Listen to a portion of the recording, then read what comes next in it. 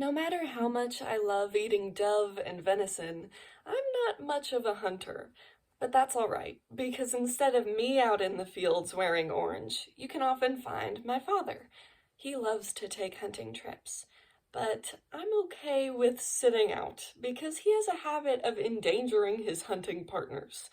Though I'm not inclined to go with him on these trips, my siblings usually are. Some stories that I've heard from my family are very humorous of times when he has victimized them during these hunting trips. One that I've heard the most often is from my older sister, who went hunting a lot with him in late elementary school and middle school.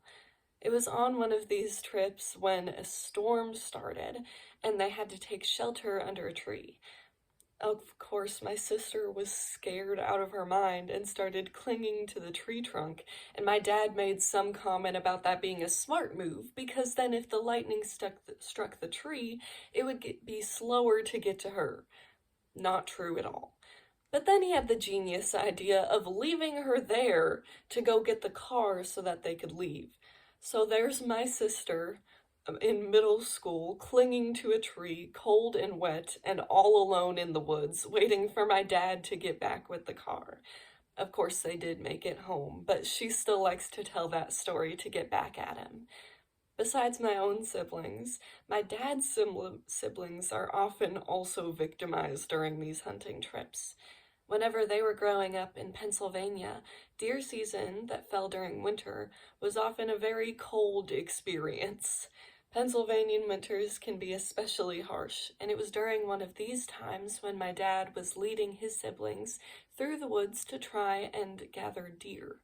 He thought that pushing them into a certain area would give them a better vantage point, and on this trip to try and push them into a certain area, they had to cross a river. I think during this trip, my dad was the only one with waders, and he's also the oldest. So they got across the river by my dad carrying his siblings one by one. During this time, he was carrying my brother Aaron, his brother Aaron, on his back when he slipped off and fell into the water.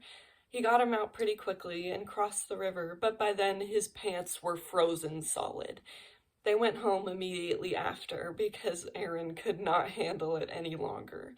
Thankfully, no toes were lost. But these stories still serve as a fun thing to tell and a great way to share our time as a family.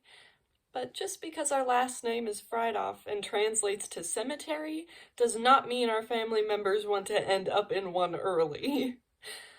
Alright, I may have exaggerated the word endangered, but in truth, my father is a very responsible, safe hunter, and I'm glad he's able to go out and get meat for our family to enjoy.